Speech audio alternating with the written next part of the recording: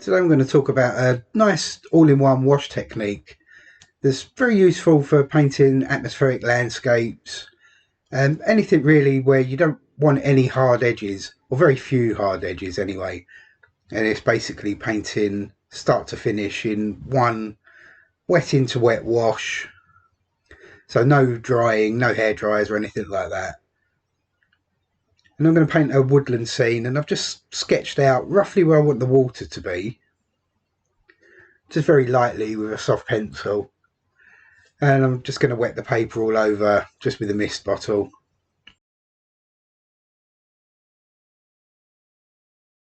Get it quite wet. I want all the paint to run down and blend together. And I'll just pick up a bit of cobalt blue and just mix that with what's already on the palette there.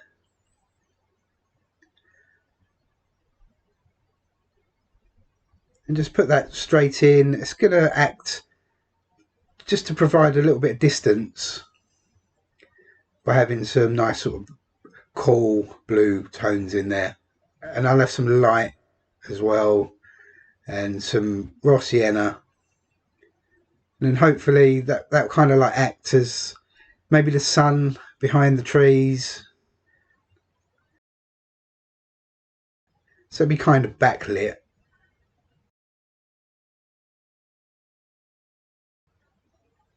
I'll just pick up some light red.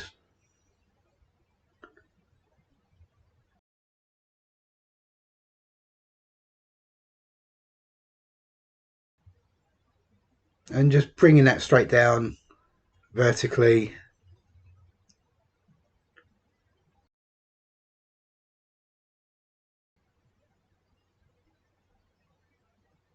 And just cover the whole sheet with that.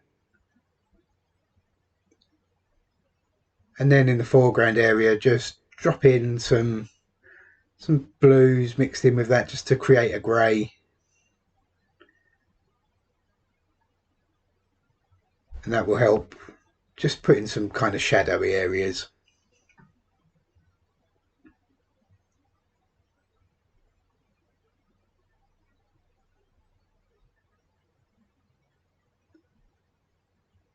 And I'll just pick up even more blue.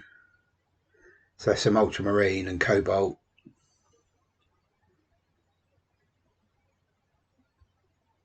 And just put in some distant trees.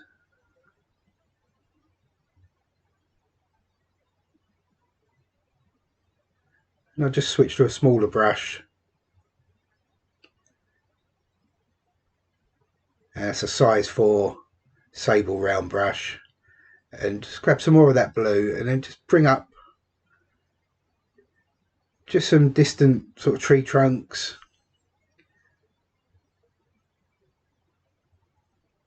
A lot of this will just soften and kind of blend in and disappear really.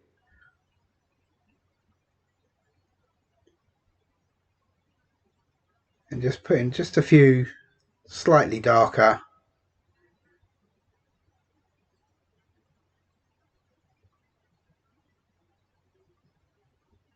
And I'll just start to reflect some of that down into the water area as well.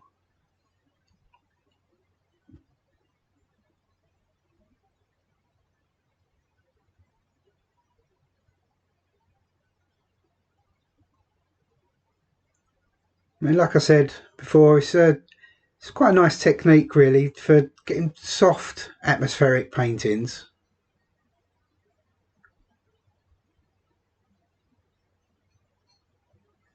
And because it's largely wet into wet, everything sort of softens and diffuses.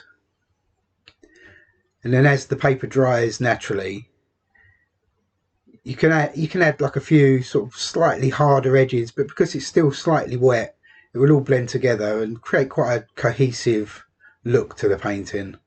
I always think sometimes if you put in a first wash and then dry it off and then you go back over the top of that, sometimes you can get some hard edges that don't necessarily look like they belong. So painting like this in one wash kind of eliminates that.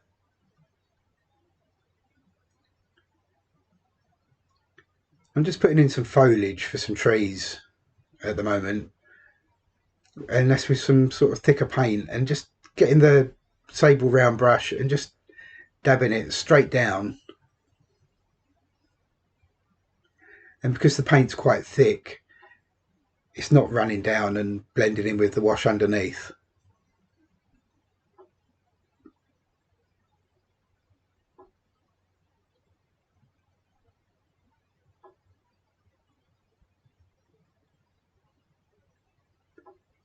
But like I said, because the paper's still damp, this foliage, it will soften and all blend together.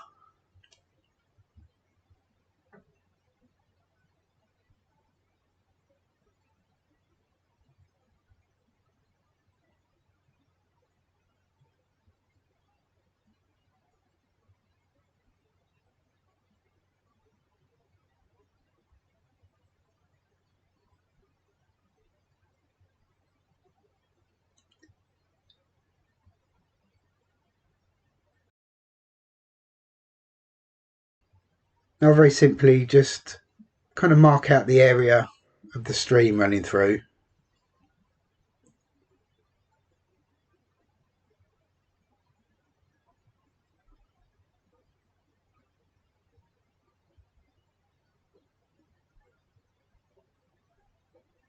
And keeping it very simple, kind of borderline abstract in a way, I suppose. It's just abstract shapes.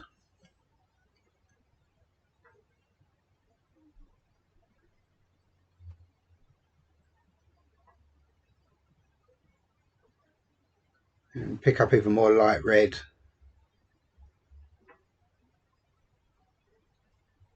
And that just suggests a few kind of like little bushes. And mix some raw sienna into that. And I'm just thinking about the lay of the land.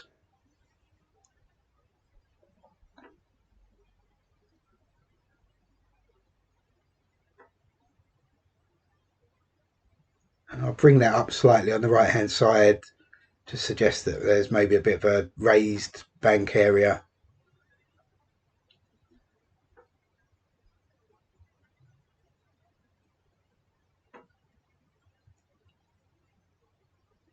Now, I'm not using a reference photo for this, so to speak. It's painted from a sketch that I did a few days ago that I posted on my Instagram. And that was painted from a pencil sketch I did on location in my local woods.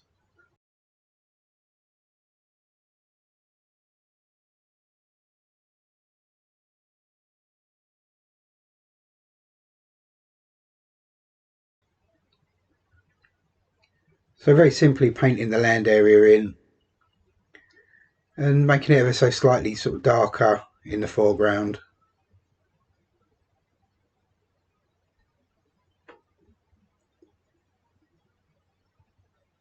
But all the time just kind of touching the areas of the paint I've already put down and allowing it to sort of blend and mix together.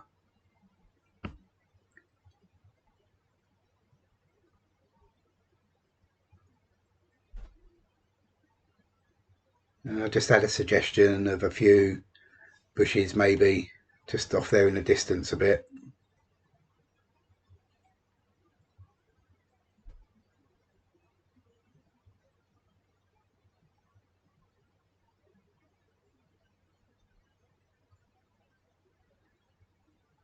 And all the time keeping it simple, just thinking about shapes rather than bushes, so to speak. And just trying to find a sort of balanced composition.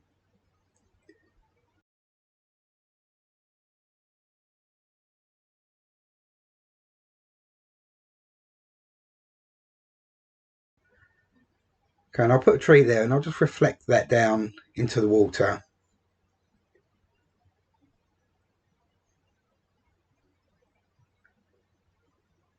And because the paper's still wet, that reflection should sort of soften and diffuse on its own.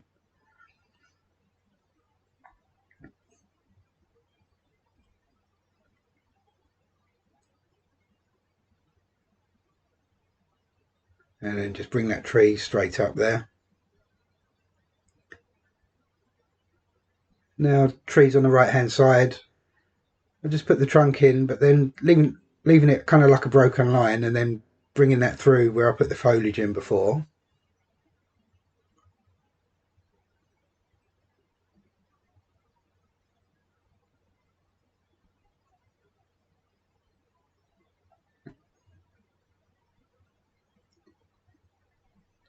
And same kind of thing there on the left. Just taking care not to cover up the foliage that I put down. And just bring the branches and trunks behind that.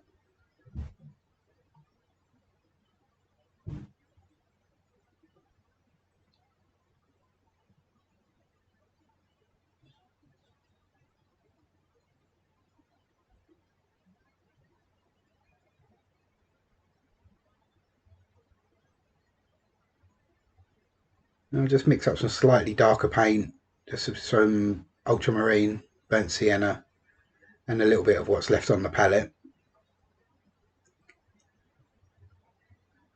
And just put in some slightly thicker tree trunks.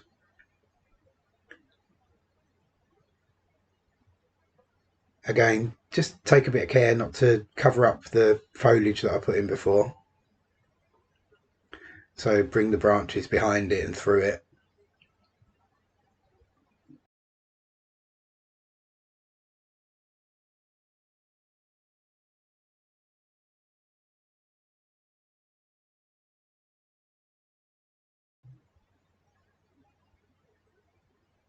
And now the paper's started drying off ever so slightly. It's still damp to the touch, so the paint will soften. But because it's slightly drier, it just enables me to get a slightly harder edge as I come into the foreground. And just by having that slightly harder edge just helps with perspective and just to give a sense of depth.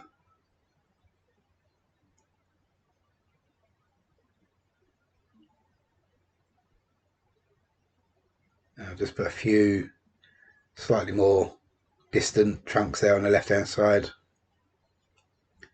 That should also act as a bit of a stopper and stop the eye from drifting out of the painting.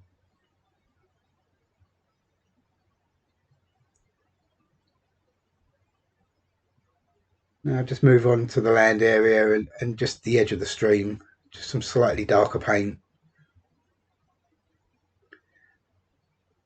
And just put in some shadow areas and a bit of texture just on the ground.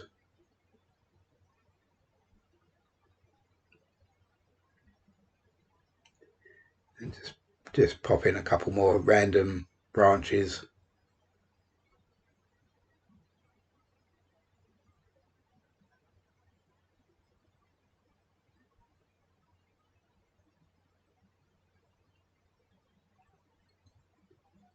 And I'm just kind of just using the side of the brush just to add a little bit of texture in the foreground there.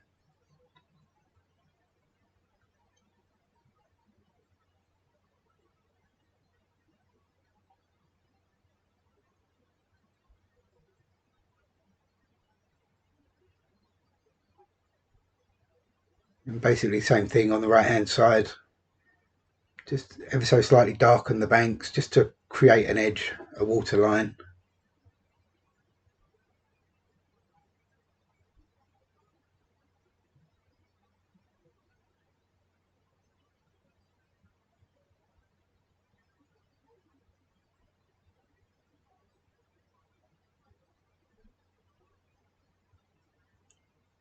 And I think I'll just put another tree in there.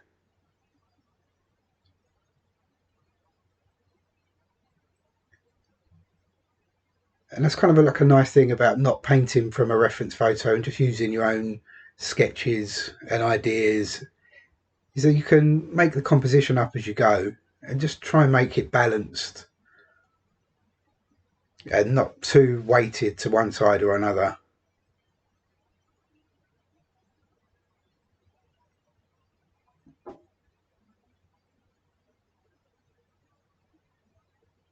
And now again in that foreground, just add in a few darker areas and some shadows, and just pull some of that paint down as well into the water from the banks.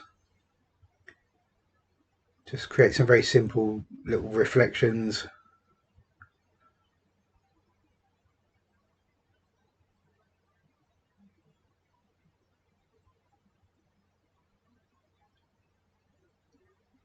So it's quite tempting to overdo the reflections, but I always find if you keep it simple, so it just about reads, is usually good enough.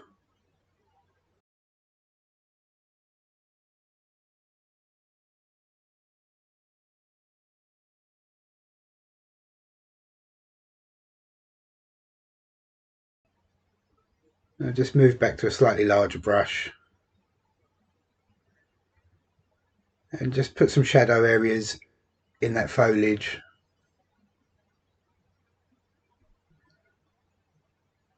I think I just knocked the camera there. Sorry about that.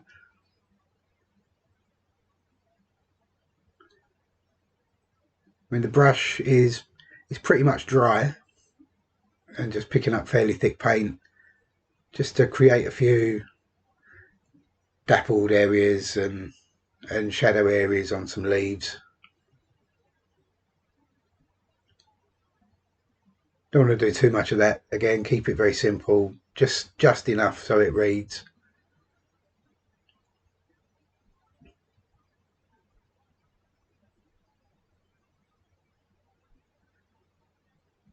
And I think I'll reflect some of those bushes down into the water. Again, keep it very simple, quite light.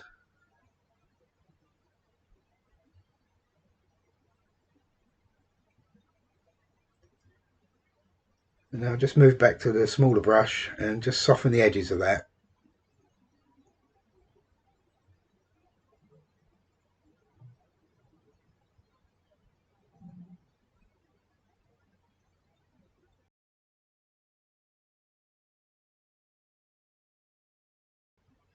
I'm just going to try and just create a little bit of movement on the water surface. Just a suggestion of a few little ripples. So very light paint, and just lay it down and then soften it as I go. Don't want any hard edges at all, but just create the impression really that there's maybe a little bit of a breeze going across the stream.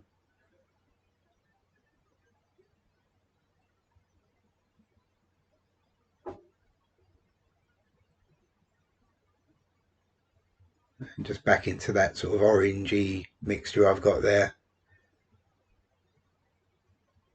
And just bring that across the foreground of the water.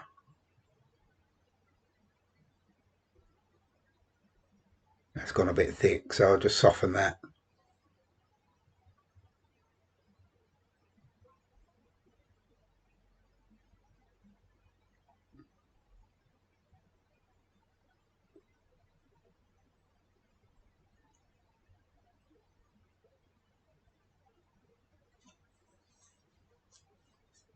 Okay, I think we're pretty much finished, so I'll leave it at that. Okay, there you go. That's an all-in-one wash technique. So painted start to finish, starting off wet into wet, and then just allowing the paper to dry naturally on its own as you go, but keeping it still fairly damp so everything softens and slightly blends together, and it gives quite a nice sort of cohesive look without any real hard edges at all. Well, let me know in the comments what you think, and give the video a like and subscribe to the channel and all that kind of stuff if you haven't already. And I've got a YouTube membership that I've mentioned before where you get all my videos early. Same, I've got a Patreon, get early videos that with no adverts and some exclusive content as well. And so I hope to see some of you all over there. It's a nice little community. So I'll be back again as usual next Friday on YouTube and Tuesday on Patreon and the membership. So till then, have a great week, happy painting, and I'll see you next week.